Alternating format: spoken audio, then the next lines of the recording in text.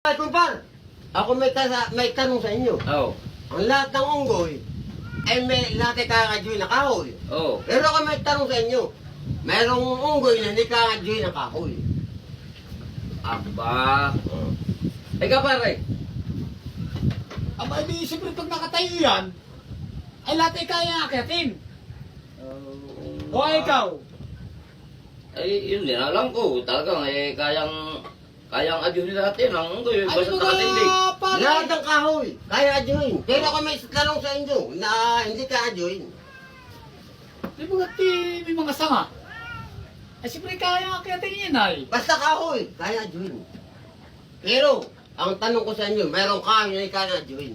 Eh. Ay grabe naman ang yun. Basta unggoy. Kaya akitin niya. Basta akyat ang pinag-uusapan. Ay Akyat. siyempre may mga sanga kaya nga ay. Basta akyat. Akyat.